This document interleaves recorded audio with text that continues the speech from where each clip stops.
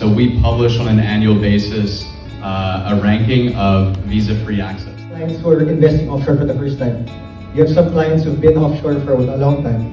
And if you look at international markets ex-US, it's underperformed MXWD by about 250 basis points over the past 10 years. Over the past 12 months, international markets without the US has beat the total ACWI by about 1.5%. So it's changing. We don't want to say it's the end of an era, right? But I think what we're trying to do is being more active on the country selection. So that's, I think, the primary thing for us right now. And are you more exposed to a domestic market or to international market right now?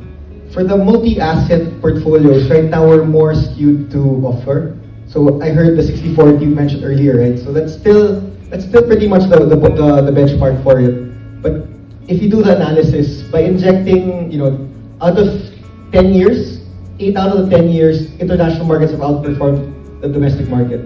So if you think about it, volatility-wise also, local equities are 25% more volatile than MSCI ACWI. So a 10% allocation to offshore equities brings your portfolio vol down by 2.5%. So in effect, we're trying to improve Sharp for the client portfolios, but targeting specific countries, not necessarily relying on security selection, more of the geo allocations to drive returns. Yeah, I see. That brings me to the next question about your opinion about active management versus passive. I'd like to get your view on where do you think really active management can bring value now for clients. That's a great question, Nicholas. So last year, interesting point. Active equity managers underperformed MSCI ACWI by about 600 basis points. 600. So when we're reporting to the board, to clients, where is this underperformance coming from? It's from the fund selection, basically. So one way to fix that is to reduce the tracking error and add passive. If you do the numbers, over the past 20 years, adding passive into your portfolio doesn't really pull down potential returns. It actually improves your Sharp academically. So right now we have more passive than we've had maybe in the past 5 years. I would say about 30% passive, and about the remaining part of it is active managers. So for developed markets, we've stuck to passive. For Asia, Europe, we've added more active there. So reallocation of risk budget using active and passive together as opposed to keeping them separate. All right, thanks, Nico. Very often we see demand for obviously diversification, but to bring new types of investments or new ideas as well. So it goes back a bit to what I started to mention earlier about private investment, but more generally speaking, in terms of alternative investment, whether it's hedge fund, private credit, private assets, semi-liquid, all those investments are part of your asset mix right now. It's a question for both, basically, Bill and Nico. It's within the mandate, but depends on the client, right? If the client portfolio can't take it on. So again, we also do not commingle for private investments. One of our partners, right? So Morningstar, all funds, you guys have increased you've increased coverage of private assets, allowing Filipino investors to really look at it. You can buy semi-liquid private assets through all funds. That's something we're looking at, right? So it's on the radar, but we're not actively using it for across the board. Okay. Very select portfolios using it. Okay, but it's nascent. Okay. One is delivery. Now, framework is how you scale things up, but delivery is how you tailor fit that framework to the ultra high net worth clients. In terms of framework, you have to be very firm on that. That includes your risk mitigation, it includes your asset allocation, your model portfolios, etc., etc.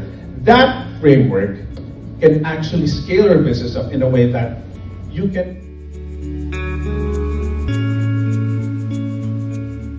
Hi everyone, welcome to Makati Shangri-La.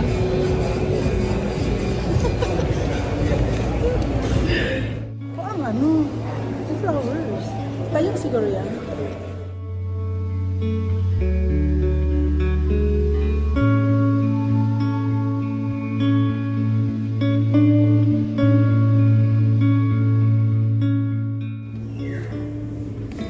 Hi guys, welcome to the vlog. And today I just got back from our event from Makati Shangri-La, so I attended the Philippine Wealth Management there.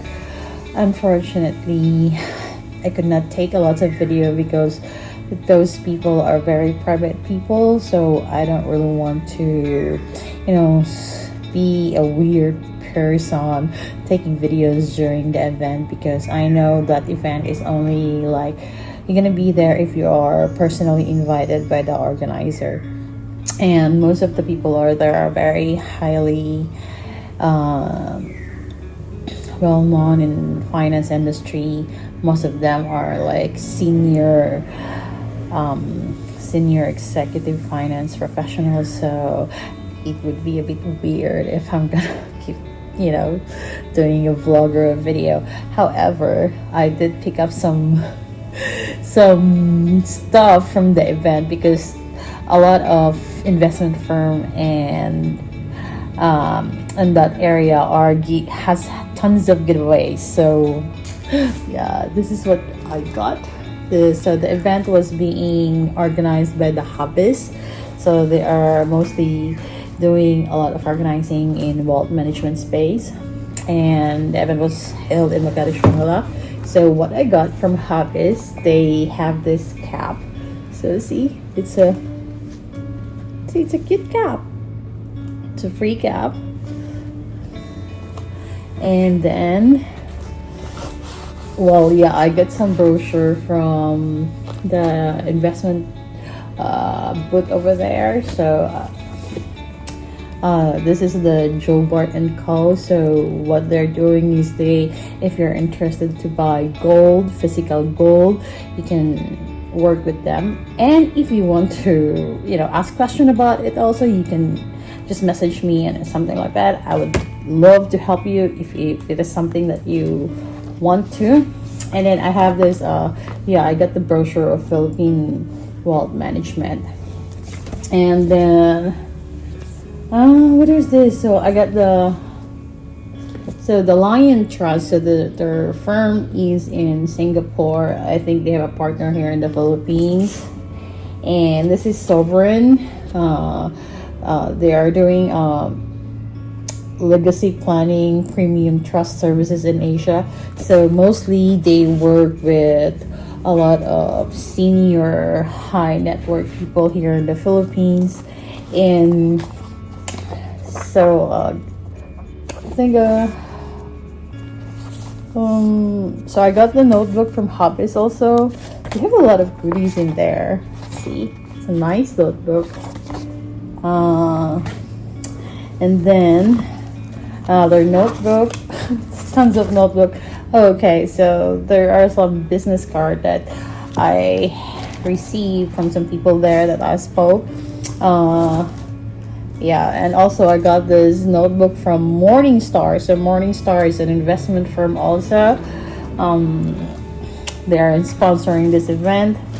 And yeah, so I got the water bottle. It's so pretty and I like the color. It's emerald. It's from the company Alger. Literally, it's so nice. So they have a lot of goodies in there. And so I was speaking with someone from the King Trust. So they give me an umbrella. At first I was a bit shy, like, I just want to ask a question, and they said like, no, I want you to have it. You give us a favor if you're gonna take this token. So they gave me an umbrella, and they also give me this power bank. Well, look at their power bank, guys. It's so cool. It's like, I've never seen this kind of power bank. It's like so chic, so tiny. Like literally, you can just put it in your bag, and then it's in here. You can take this off and get this thing in here, and you can charge in here. Isn't it cool? Huh. So I'm quite really happy with the event. I went there to understand how does the Philippine wealth management structure, because I do specialize in working with, if you're interested to do investment outside of the Philippines, then yes, I could help you. Or I know a team that can help you. So, and then they have tons of pen. So I got this pen, guys. More pen. Oh my god, I don't know how many pen I have. Crazy. Wait. Okay, so see, and this is really nice pen. So some of them from Equilibrium. Oh my god, this is so cool. It's like a cool pen. See? And we have, of course, tons of credit, no, tons of business cards. So let's just leave it there. And then, yeah, they gave me this like ID holder from Hubis. And they have this like tons of, they have these freebies also. See, like you can just grab this, tons of this. See?